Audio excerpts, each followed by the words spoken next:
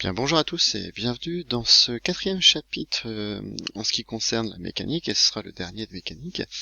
Donc ici c'est la mécanique céleste et les satellites. Alors mécanique c'est l'étude des mouvements, céleste c'est le ciel, c'est-à-dire les mouvements que l'on peut observer dans le ciel. Donc en gros, ça va être l'étude des mouvements, par exemple des satellites dans l'espace, ça peut être le mouvement des planètes, voilà, ça peut être tous les mouvements. Alors ces lois, les premières lois qui ont été établies, on les doit à un certain Johannes Kepler. Alors Johannes Kepler, il y a une petite vidéo d'introduction que je vous montrerai soit en classe, soit je mettrai un lien pour voir, ça s'appelle Tous sur orbite, et il y a une partie qui permet d'introduire un petit peu ces lois de Kepler. Donc les lois de Kepler, en fait c'était un astronome allemand, et en fait il a rencontré un scientifique, un savant plutôt, danois qui s'appelait Tycho Brahe. Et Tycho Brahe, lui, il avait une passion pour l'observation du ciel, et il avait construit un observatoire qui permettait de mesurer la position des astres dans le ciel. Il faisait ça quasiment chaque soir, il a fait ça pendant quasiment plus de 20 ans, j'en sais rien, enfin vraiment très très longtemps. Et en fait, c'était très compliqué de comprendre le mouvement des planètes dans le ciel, puisque à l'époque, il y avait deux théories qui s'affrontaient. Il y avait la théorie géocentrique, donc on disait que la Terre était au centre, et la théorie héliocentrique où le Soleil était au centre. Et donc lui, Kepler, lui, il était copernicien. Ça veut dire qu'il pensait que, le Soleil était au centre et que les planètes, dont la Terre, tournaient autour de lui. Bon, qu'il a fallu le prouver. Et donc, en fait, pour comprendre ça, en fait, il s'est intéressé donc au plus gros problème de l'histoire scientifique du moment, c'était la trajectoire de Mars. Et la trajectoire de Mars, elle faisait, on va dire, des boucles, ce qu'on appelle la rétrogradation de Mars. J'espère que vous connaissez déjà ça. Et donc Kepler, lui, il a montré justement que, grâce à son système, et le système héliocentrique, était le bon, et en plus que les trajectoires des planètes étaient un peu particulières. Donc en fait, on a trois lois que vous allez devoir connaître, la première, la deuxième et la troisième, que je vais détailler ici. La première s'appelle la loi des orbites. Donc on va noter loi des orbites. Alors les orbites, en fait, nous, on va considérer la plupart du temps qu'elles sont circulaires. En fait, ce n'est pas vrai. Elles ont, en fait, la forme d'ellipse. Alors les ellipses, vous voyez, c'est cette sorte d'ovale que l'on a ici, donc ici qui n'est pas un cercle, et donc Kepler a montré que les trajectoires des planètes n'étaient pas des cercles parfaits, mais en fait des ellipses, dont l'un des foyers est le centre du Soleil.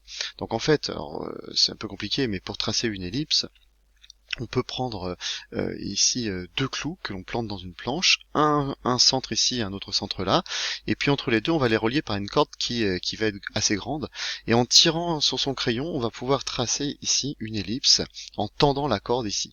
Et donc le Soleil qui se trouve à cet endroit-là est l'un des deux foyers qui va se trouver ici. Alors les deux foyers dans les planètes sont relativement proches, c'est-à-dire que l'ellipse est très peu ce qu'on appelle excentrique, mais en fait ce ne sont pas des cercles parfaits, ce sont des ellipses. Alors on va pouvoir noter donc que ici, dans le référentiel héliocentrique, la trajectoire du centre d'une planète est une ellipse, dont l'un des foyers est le centre du Soleil. Voilà, ça c'est la première, c'est la loi des orbites. La deuxième, c'est ce qu'on appelle la loi des airs. Donc la loi des airs. Donc R, A-I-R-E-S, c'est-à-dire la surface, si on peut mettre un mot qui n'est pas tout à fait correct, mais donc la loi des airs, c'est-à-dire qu'en gros, on vous dit que en fait, pour la durée de parcours pour passer, par exemple, de P1 à P2 est la même que de P3 à P4. Pourquoi? Parce que les aires balayées par rapport ici au centre, sont égales. L'air ici marqué en grand A est égal à l'air marqué ici en A'.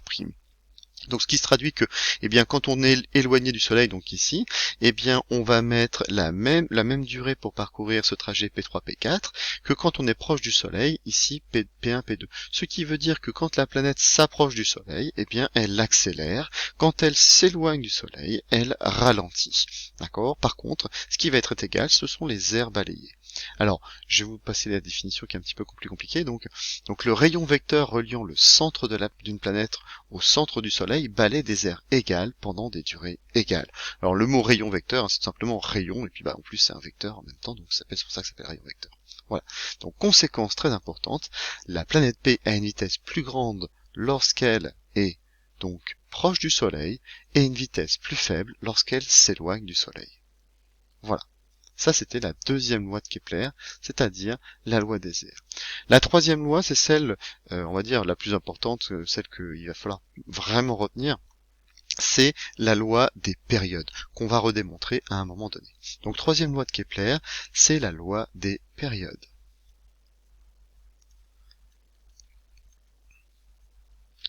Petit rappel, hein, la période, c'est-à-dire la durée que va mettre par exemple la planète pour faire un tour sur elle-même. C'est-à-dire par exemple ce qu'on appelle la période de révolution, c'est-à-dire le temps qu'elle va mettre pour faire un tour ici.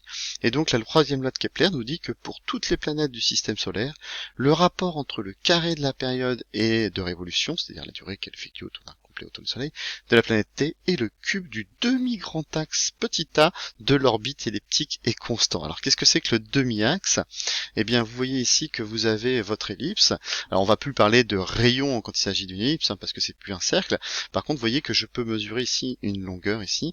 Ça s'appelle le grand axe. Et donc, ce qu'on appelle le demi-grand axe, eh bien, c'est la demi-longueur ici. Alors, peut-être pour faire un schéma simpliste, donc ici, de là jusque là. Ça, c'est le grand axe. Et la moitié ici, bah donc c'est le demi-grand axe. Alors souvent, la grande longueur ici en bleu que j'ai marquée, on va la nommer 2A, ce qui veut dire que la petite longueur que je vais faire ici en vert, ici ça va être A. Alors, donc en fait si, imaginons que en fait on parle d'un cercle, ben, A ce sera le rayon. Alors j'ai fait un petit complément scientifique ici sur les ellipses, qui n'est pas à connaître, hein. Donc je remarque ici en fait quelque chose, hein, ici vous voyez j'ai fait une ellipse, et puis là celle-là de A à B c'est dans le grand axe qu'on va nommer 2A, et puis la moitié c'est donc le demi-grand axe. Ça c'est pas à connaître, vous pouvez le lire si vous voulez, mais c'est pas du tout à connaître, c'est sur les ellipses. On va parler en mathématiques de coniques, c'est un peu compliqué. Donc en fait ça vous dit quoi? Eh bien je répète ma loi, hein, donc c'est le carré de la période, donc je vais peut-être le faire en vert, en bleu. Donc le carré de la période, c'est-à-dire t carré, divisé par le demi-grand axe au cube, donc A3, est égal à une constante K. En gros, hein, je peux mettre ça autrement. Je peux dire que t carré égale K fois A au cube. Donc on voit que ici vous avez une relation de proportionnalité entre le carré de la période et le demi-grand axe au cube. C'est-à-dire que si je représente sur un graphique justement t carré en fonction de A3, eh bien on a une fonction ici linéaire, et on s'aperçoit que donc que toutes les planètes, plus on va s'éloigner du Soleil, plus elles vont mettre du temps pour pouvoir faire leur période. C'est-à-dire que évidemment Mercure, hein, qui est la plus proche du système solaire, met environ 88 jours pour faire le tour du Soleil, alors que la Terre, vous savez qu'elle fait à peu près 365 jours, et plus on s'éloigne, plus elle met du temps. Voilà, c'est ça. Alors, je n'ai pas détaillé les unités. Alors ici, T, c'est ce qu'on appelle, c'est la période de révolution. Donc, période de révolution. C'est un temps, c'est une durée, ça va se mesurer en secondes. A3, donc ça sera, on va dire, le demi-grand axe. Le demi-grand axe.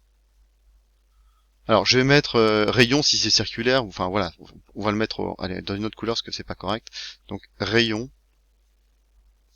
si on a si on considérera le mouvement comme circulaire. Alors vous dites bien qu'en terminale, ce sera forcément considéré comme circulaire. Pardon.